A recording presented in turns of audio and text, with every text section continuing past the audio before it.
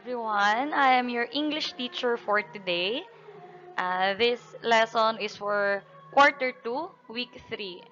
And our lesson for today is types of informational or factual text. And I am your teacher, Venus Morales Girbuela.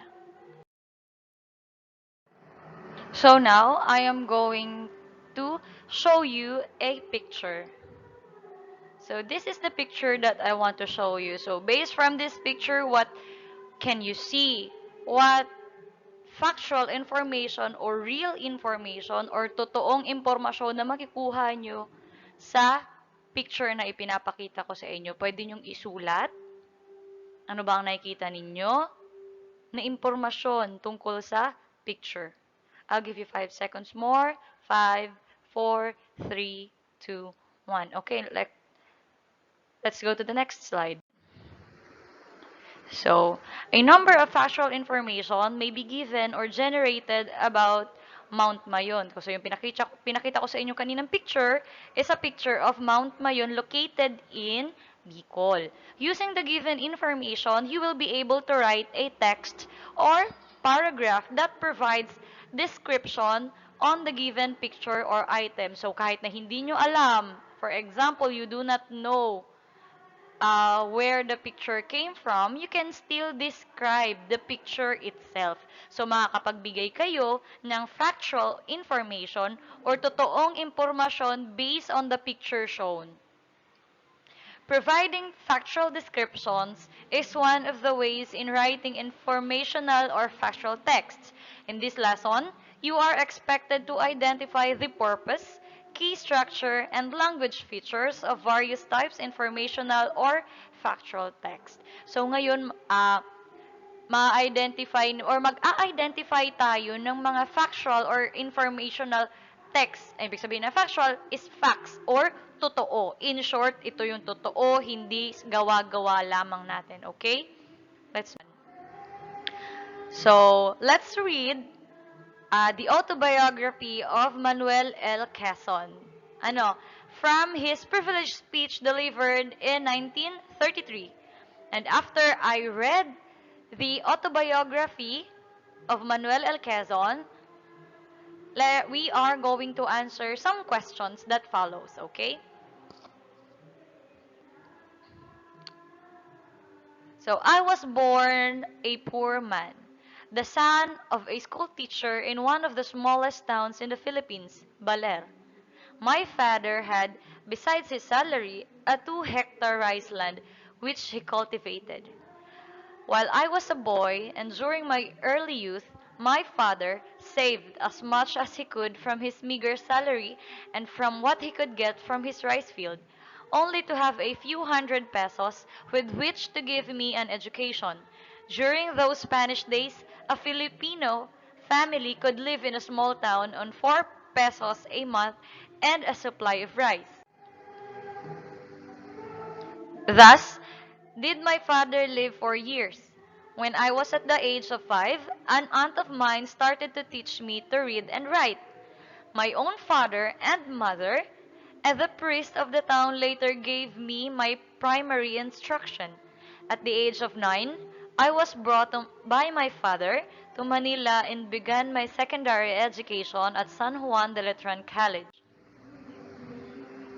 First, I lived in a convent of San Francisco, serving as a room and mess boy for one priest, receiving no salary except board and room. Then, my father moved me to the house of an aunt where for some pesos I roomed and boarded. The house was in Paco, too far from the walled city for him who could only use his own feet as a means of transportation. My classes started at 7 o'clock in the morning and had to get up very early to reach my classes on time. Again, this impaired my health, and the following year, I was taken by my father to San Juan de Letran as an intern. I remained as an intern until I graduated as AB with the highest honors.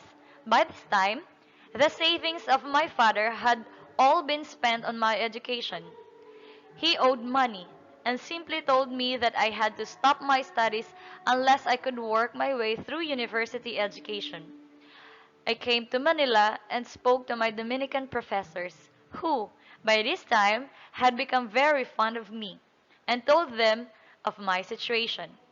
I wanted to be a lawyer, but could not pay for my expenses. They secured a position for me as one of the helpers in the University of Santo Tomas, with room and board and free tuition. Thus, I was able to take up and study of law, the study of law.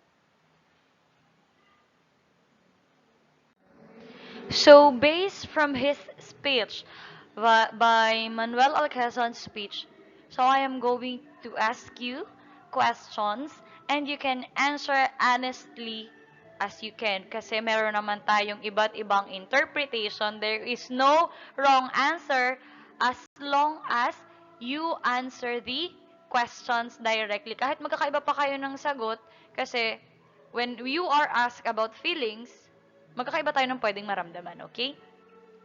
So, number one question, are you inspired by his journey in the pursuit of his dream?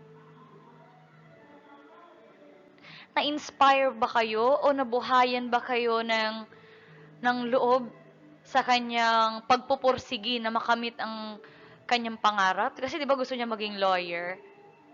So, na-inspired ba kayo na parang naisip niyo rin, kaya ko rin siguro, kahit na mahirap ngayon, I still can do this. If he can, why can't I?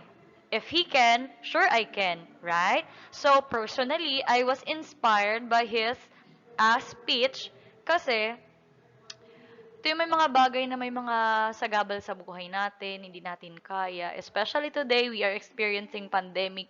Parang hirap mag-aral, ang hirap mag-module because wala tayong instruction coming from teachers.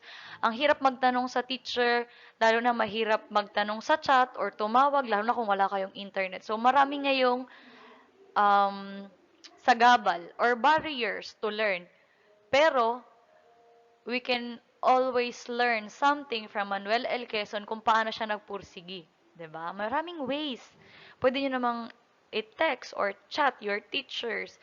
And kung ang teacher is, pwede nyo na kayong tawagan, 'di ba? For example, me, if you wanna know something and then nalilito kayo about the lesson, you can always chat me, Ma'am, hindi ko po ito maintindihan and I want you to teach more. This is my number. You can call me. I will gladly and I will welcome you. I will surely do everything I can to teach you more.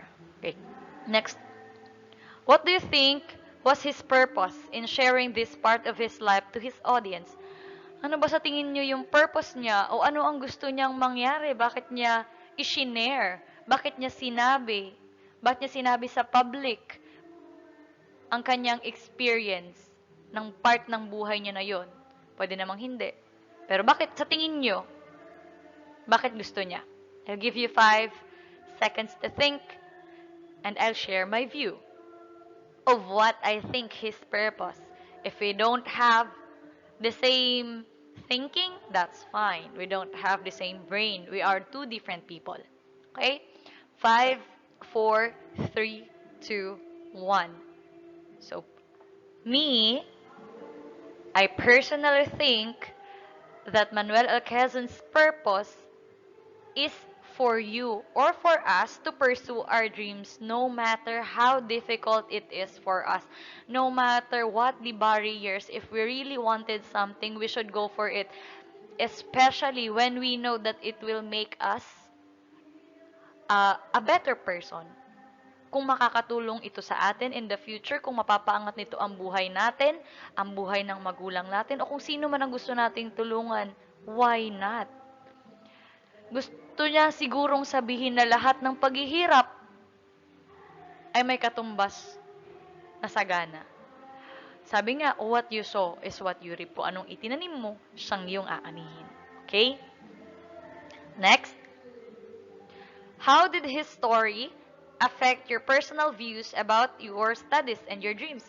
O paano daw, yung story daw ni Manuel L. Quezon, paano daw nito naapektuhan ang yung personal na pananaw sa buhay, ang pananaw mo sa pag-aaral, at ang pananaw mo sa pangarap mo? I'll give you 5 seconds. 5, 4, 3, 2, 1. So I am going to share my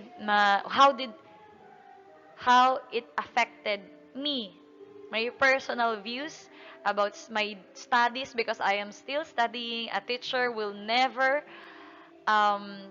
stop. A teacher never stops studying, you know. And we also have dreams. So, it affect my personal views kasi before, kapag nahihirapan na ako and I think it's not, naisip ko, siguro hindi para sa akin. Kapag hindi para sa akin, hindi para sa akin. Pero,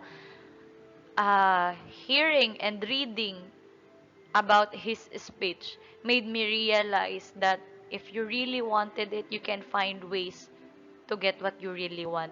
Basta nakakabuti ito sa'yo, wala kang tatapakang tao, wala kang nasagasaan tao, and it will make you a better person, then go for it. About my studies, sa studies naman kasi I am a bit struggling in my masterals, but sa nag-aaral kasi ako ngayon, so nahihirapan ako. Katulad ninyo, nahihirapan din kayo mag-aral. Ako, nahihirapan din ako. Pero, lahat ng paghirap ay natatapos. Kung ano man nararamdaman mo ngayon, nalulungkot ka ngayon, nahihirapan ka, naiiyak ka kasi hindi mo na masagutan ng module, that will pass. Everything is in line. Everything is in time. Kung nahihirapan ka ngayon, that is the time of struggling. There is a time for happiness. There is a time for everything. And for my dreams, surely I will get my dreams if I do not make excuses. I don't make excuses anymore. Na, kasi hindi ko kaya, kasi hindi ako matalino, kasi ganito, ganyan, kasi sila matalino, kasi mahirap kami, kasi sila mayaman, kaya kaya nila. No, I don't make those excuses anymore. I just do what I can and I just do what I wanted to. Okay? So that's my personal view about my studies and my dreams. So what's yours? You are all free to share. Okay? O kung hindi lang pa kayo naiisip, you can always reflect on yourself. Ano ba ang pangarap ko? Ano ba bakit ba ako nahihirapan sa pag-aaral ko? And kapag nalaman nyo na kung ba't kayo nahihirapan, you can find answers to your struggles. Kung paano nyo ba mapapagaan ang inyong paghihirap. Okay? Very good. So, get your notebooks and read the statements below. Arrange a sequence of events taken from Quezon's autobiography. In your notebook, write 1 for the first event and 2 for the second, and so on. Be guided by the language features or signals used in each sentence. So I will be reading all the events. Number 1, his father had spent all his savings for Manuel's education. He told him that he could still study if he could work his way through university education. Number 2, his Dominican professors helped him secure a position as one of the helpers in the University of Santo Tomas, receiving free room and tuition for his law school. Next, his own parents and their parish priest gave him his primary instruction. 4, then at the age of 9, he was brought by his father to the Manila where he had his secondary education at San Juan de Letran College. 5, when he was at the age of 5, his aunt taught him to read and write. So, if you are maglalagay lang kayo ng 1 para sa unang event, 2 sa pangalawa, 3, 4, and 5 para sa mga susunod na event. So, kapag magsasagot kayo, pwede nyo munang stop tong video and magsagot kayo sa notebook. No need to write the event. Sulat nyo lang yung sagot nyo from 1 to 5. Okay? I am now posting the answers and check if you are correct. So now we are going to answer the events. I'm going to show you the answers. So number 1 is the fourth event. Number 2 is the last event. Number 3 is the second event. 4 is the third event. And lastly, ang una ay tinuruan siya magbasa ng tiyahin niya. Pangalawa, tinuruan siya ng primary instruction ng mama niya at papa niya. Pangatlo, dinala na siya nung 9 years old siya para mag-aral sa Juan de Letran.